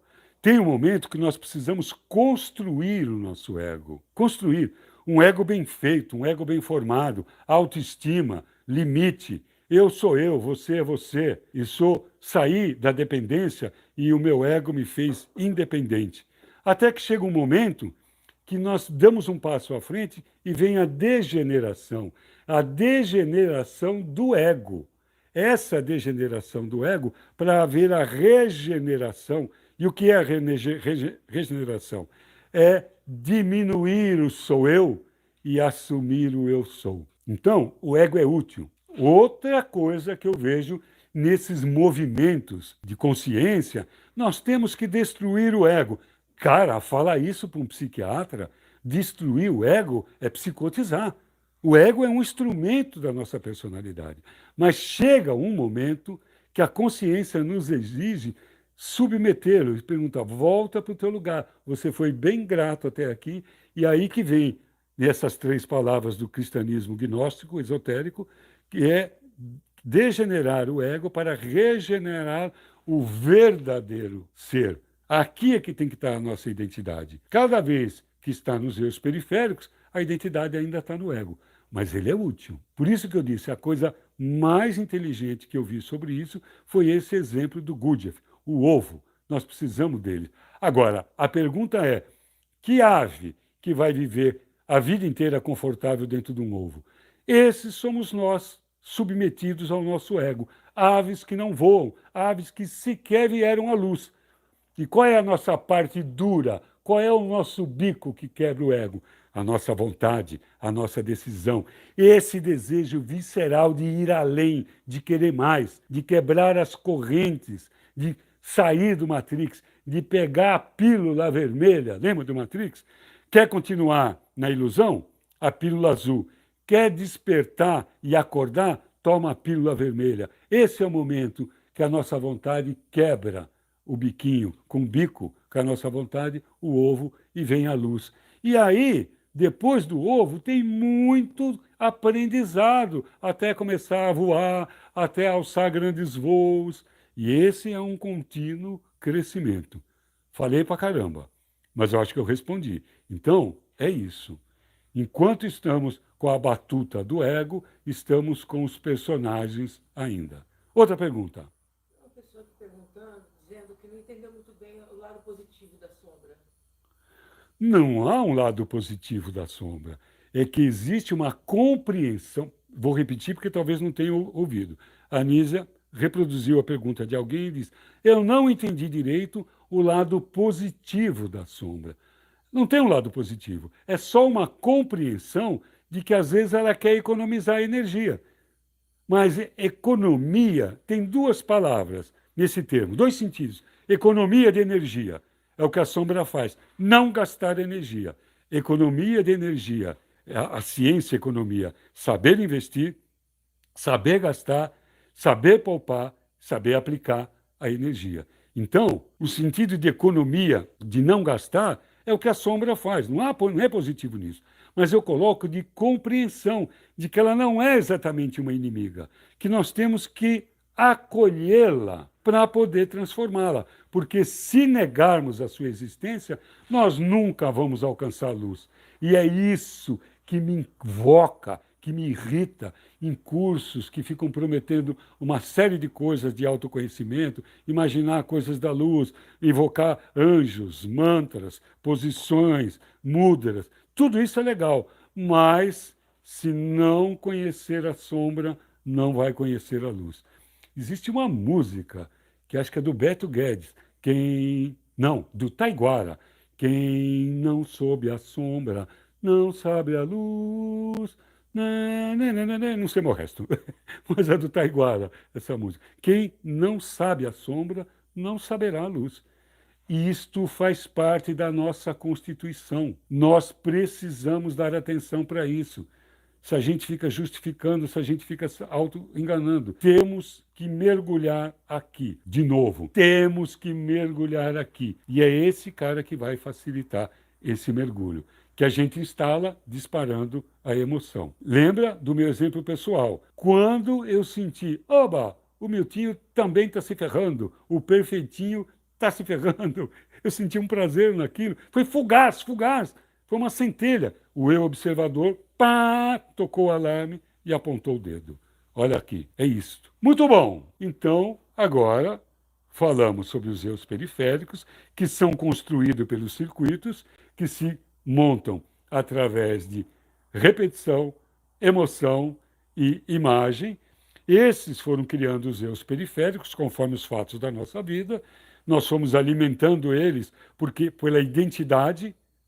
Quando a gente identifica, idêntico, e ali fica, identifica. Então, cortamos a identificação com o eu observador. Opa, bazuca presente, respira, respira. Vou dar mais um exemplo do bazuca. Eu tinha um sonho da minha vida, que o Nise e eu realizamos há um tempo atrás, um carro de Playboy. Uma BMW ZF, aquela do James Bond, Z4, que ZF. ZF foi a empresa que me ajudou a comprar a Z4. A Z4, que era aquela do James Bond, de um filme dele lá, e era um sonho de criança meu. Eu já tive uma Puma, que entrava mais água, e quando chovia virava um barco, e era, tudo que eu queria era ter uma Z4. Aí o velho já podia, comprei. Loucura.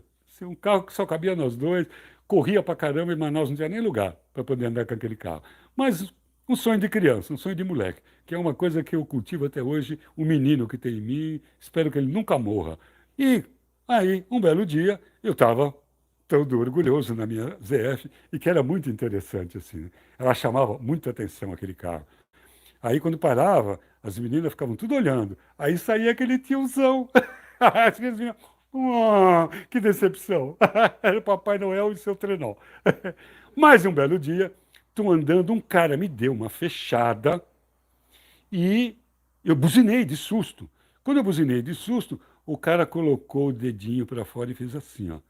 Na hora, o sangue borbulhou, eu já comecei a colocar o coturno, a boina camuflada, comecei a pintar a cara e já comecei a armar a bazuca.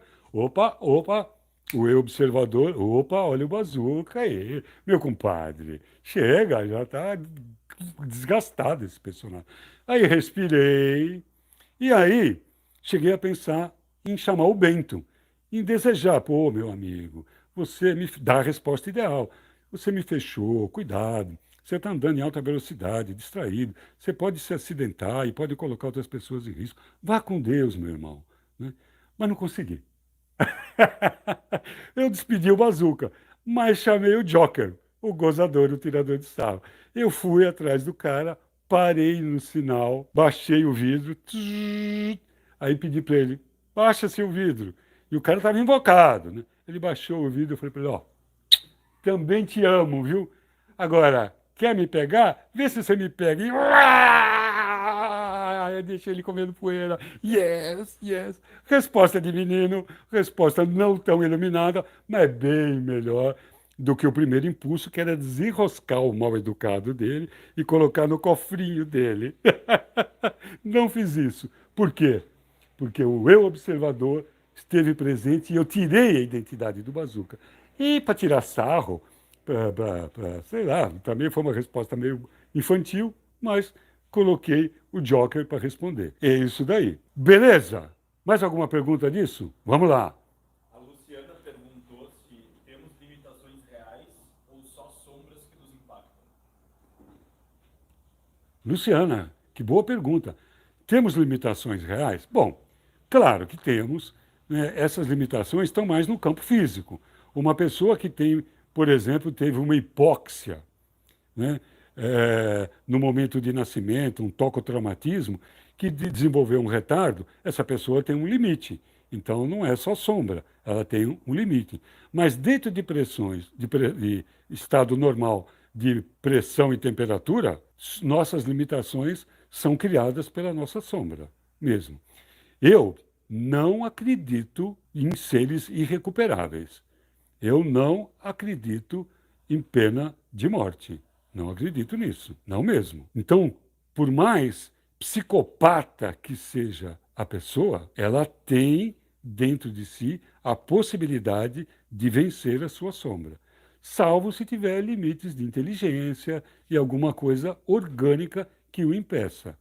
Por isso é que eu não concordo com a pena de morte. A pena de morte é uma sentença de que aquela pessoa tem um limite que não vai melhorar, então mata ela. Não concordo. Então, a minha resposta é essa daí. Beleza? Eu não concordo com esse julgamento. Acho que sempre é a sombra que nos limita, exceto quando temos uma limitação orgânica mesmo. Beleza? Seguimos, então? Então, vamos para o eu ideal.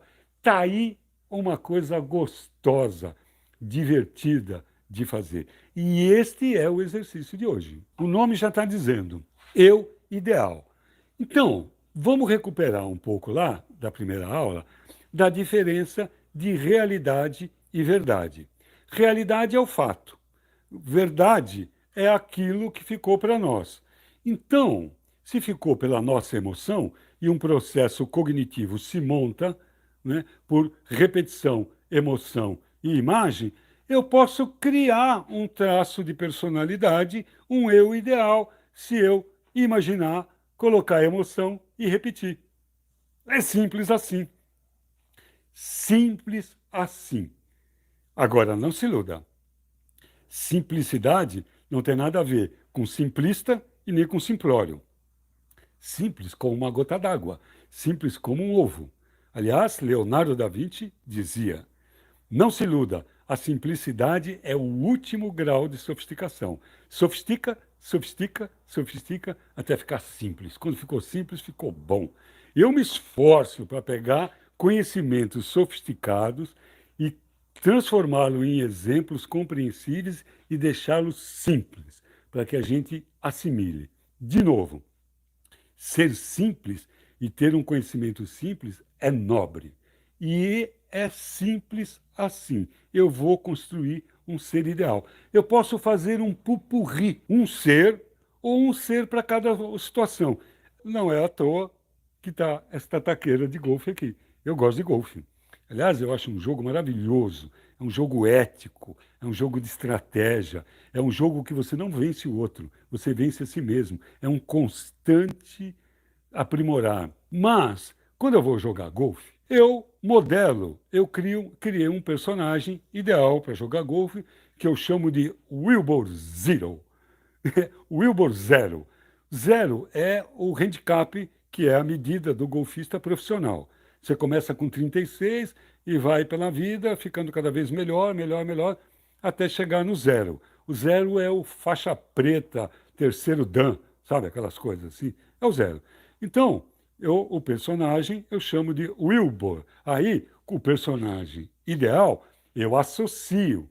O Wilbur é o meu alter ego. Quando eu falo comigo mesmo, eu me chamo de Wilbur. Quando eu faço alguma coisa errada, eu falo, pô, Wilbur, podia ter feito melhor. Ou quando eu faço uma coisa certa, boa, Wilbur. É o nome que eu me chamo. Então eu me identifico com esse apelido que eu mesmo me dou. Minha filha também me chama de Wilbur. Então, Wilbur Zero. E aí, quem é o Wilbur Zero? Ele tem um pouco de Nick Nicklaus, que é aquele jogador de golfe que mentalizava a jogada antes de jogar. E eu procuro, quando eu não estou muito ansioso, principalmente quando eu estou sozinho, porque eu gosto tanto que tem hora que eu gosto de sair tacando. Aí eu falo, calma, respira. Aí imagino, visualizo a tacada, aonde a bolinha vai parar, tal, e pá, o swing perfeito e bum, a bolinha. Isso o Nick Nicklaus fazia. Quando ele errava, ele ficava parado, eu disse isso, e mentalizava de novo. Eu começo a incorporar esses detalhes de Nick Nicklaus. Eu começo a ter a inspiração e a destreza de incorporar, quando eu estou jogando, de Tiger Woods. Quem conhece, quem já viu Tiger Woods jogar, pelo amor de Deus, cara, o cara faz coisas que não é brincadeira. E ele, a personalidade dele, teve pessoas, tantos outros golfistas, e aí eu modelo isso. Então, é um eu ideal para jogar golfe. Mas eu posso construir um cara legal em tudo. Um cara solidário, um cara gentil, um cara respeitoso, um cara que enxerga as pessoas invisíveis. E sabe quem são as pessoas invisíveis? As pessoas que te servem, as pessoas que estão no hotel, que já estão vestidas com uma roupa para não ser enxergadas, de cinza, de preto, a pessoa que arruma a tua cama.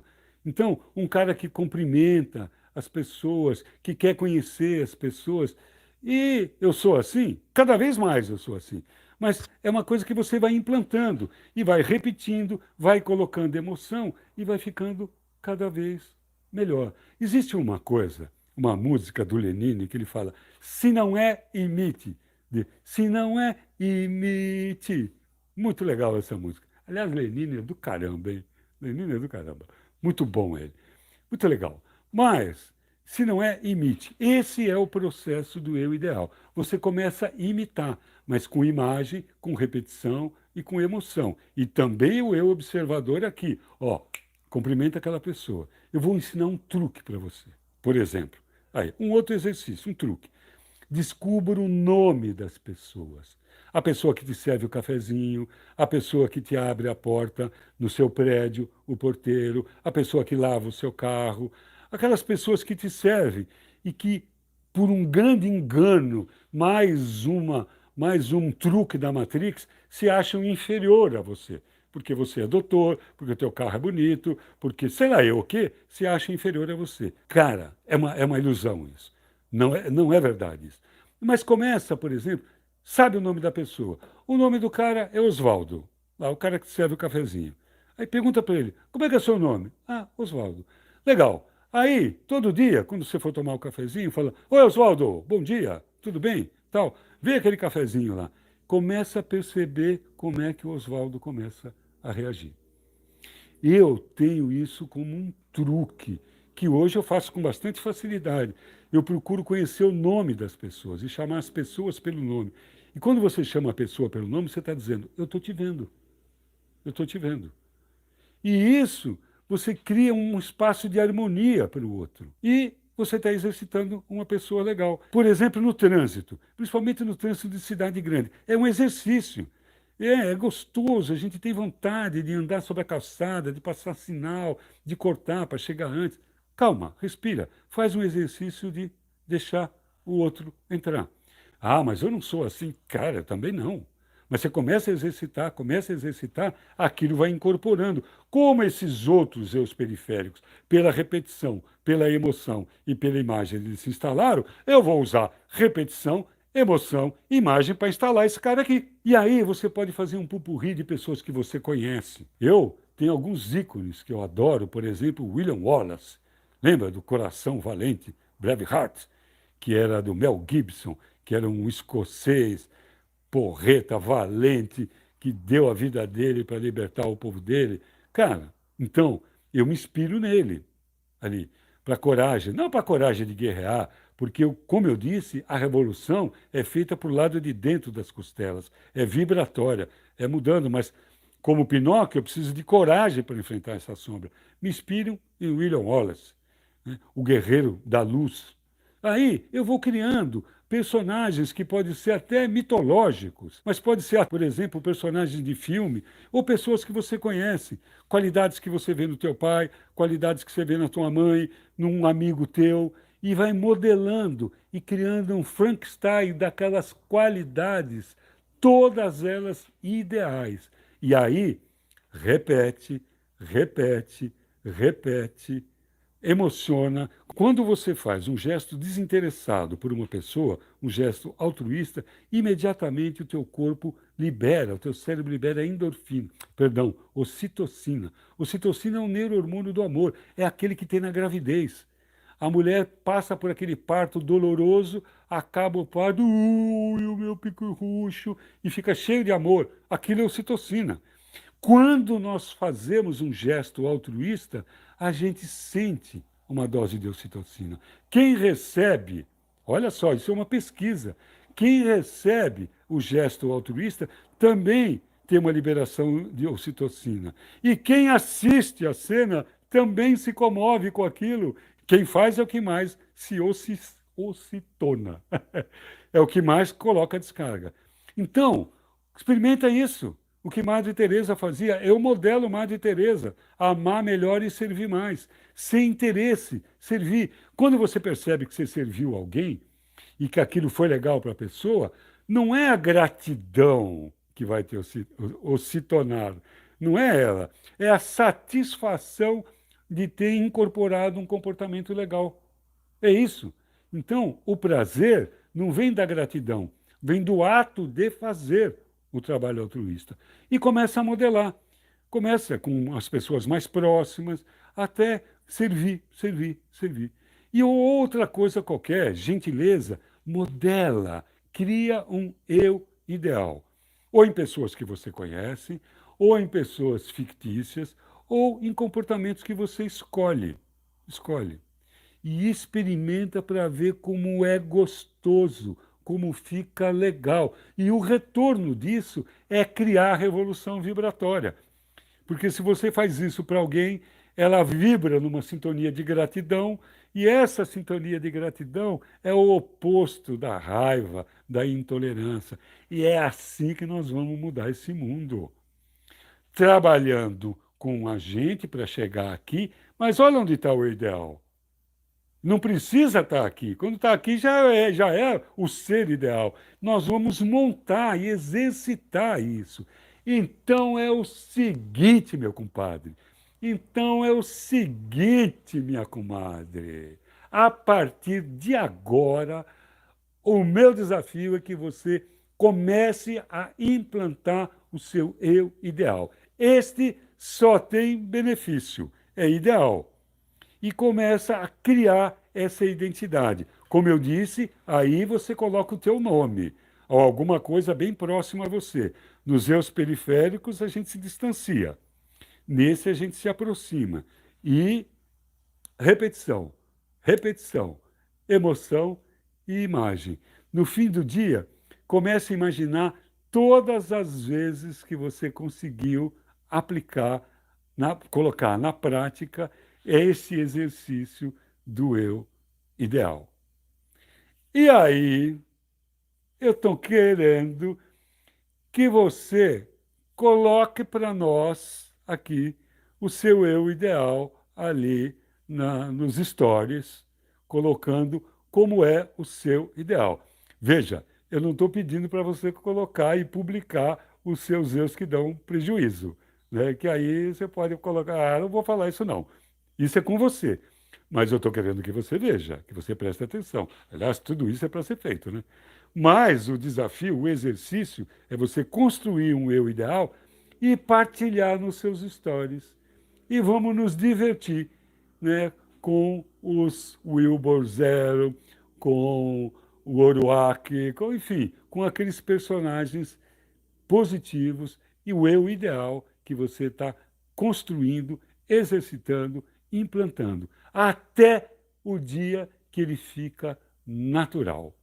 Natural. Eu já tenho natural em mim essa coisa de cumprimentar as pessoas, de sorrir, de segurar a porta do elevador para as pessoas, e já tenho essa coisa de elogiar as coisas bonitas que eu vejo. Eu era muito crítico. Foi exatamente para acabar com o bide-crica, eu desenvolvi um outro que observa tudo que é legal numa pessoa e aí, se for verdade, se for sincero, eu destaco e digo, pô, que legal isso. Pode começar pela coisa mais superficial, que é a roupa, que é um adorno, que é um brinco. E isso para mim já incorporei. E especialmente, por exemplo, se vai ficar claro que eu não vou seduzir, se é uma velhinha, se é um velhinho, né? E se eu puder, eu elogio. Quando é uma moça bonita, eu tomo um pouco mais de cuidado, porque ela pode achar que é uma cantada, né? E crianças também. Um dia desses, estava andando na Paulista e tinha um menininho que ele estava com o relógio do Ben 10. Assim, o relógio do Ben 10 é um relógio que faz um monte de coisa, parece o cinto de utilidade do Batman, é um desenho animado lá. E o menino vinha andando na Paulista assim, tipo fazia assim, ó, que era para todo mundo, para chamar a atenção do relógio dele. E estava muito bonitinho. Aí eu cheguei na frente dele, acocorei e falei, cara, isso aí é um relógio do Ben 10. Ele olhou, pô, tá muito bonito isso. E saí andando, a mãe ficou meio assustada. Mas o menino cresceu, acho que uns 30 centímetros depois daquilo. Por que não? Estava bonitinho, estava legal. É isso, destacar uma coisa. Eu me lembro que uma vez eu estava na praia, tinha uma mulher obesa. A mulher era obesa, assim. Era bem acima do peso. Mas ela estava com fio dental e ela se sentia linda. E esteticamente poderia até não estar bonito, mas o que estava lindo era ela se sentir linda e quer que os outros se danem. Ela estava se sentindo sensual. Eu não aguentei e fui lá dizer para ela, falei, olha, você ficou linda nesse biquíni. E ó, área, né? Antes que desse que colasse, enfim. Mas era isso. Viu uma coisa realmente bonita? Não perde a chance. É um dos detalhes do eu ideal, é ir espalhando harmonia, alegria, autoestima, fazendo a revolução para que todos possam sair desse Matrix. Mais do que nunca, nós estamos precisando de boas energias, precisando. O mundo está muito crítico, o mundo está muito chato, cheio de cobrança, de exigência. Gentileza gera gentileza. Então, incorpora no eu ideal um ser gentil, compreensivo, que reconhece o valor do outro, que enaltece o bem e veja o bem que isso fará a você. Pense num exercício gostoso de fazer. E quanto mais a gente faz, mais natural. E vai incorporando outro comportamento, outro comportamento. Ficou natural? É que nem musculação. Esse peso já está leve, aí eu coloco mais um quilinho aqui, mais um quilinho ali. E, falando em quilinho aqui, em quilinho ali, nós já estamos com quase 2 horas e eu quero te comprometer a estar a sexta-feira conosco, onde eu vou dar 2 ferramentas que vão sustentar tudo isso. Tudo isto está ligado aqui. E, de novo, se um desses pedaços só forem levados em consideração, e levado a sério, já vai gerar transformação. Agora, a hora que você tiver toda essa máquina pronta, aí você vai ver o poder que você vai ter na tua mão para se transformar, para poder ser gestor de si mesmo. Quero lembrar, para finalizar, as duas leis. Nós estamos condenados ou premiados a viver eternamente na nossa companhia. E só nós somos gestão sobre a nossa autotransformação. O outro pode auxiliar, o outro pode te colocar no caminho, que é o que eu estou fazendo. Mas com essa ferramenta, respiração barra estado alfa e presentificação, vai fazer sentido e vamos montar essa máquina. E eu te garanto que você vai sair outra, bem diferente do jeito que você entrou nessa jornada. Eu me comprometo. E eu me comprometo a dar o melhor de mim. Hoje, você nem está sentindo o cheiro do meu Fahrenheit, mas eu passei até perfume para você. É isto! Então, até sexta-feira. Um grande abraço e um cafuné demorado na tua alma. Até sexta-feira!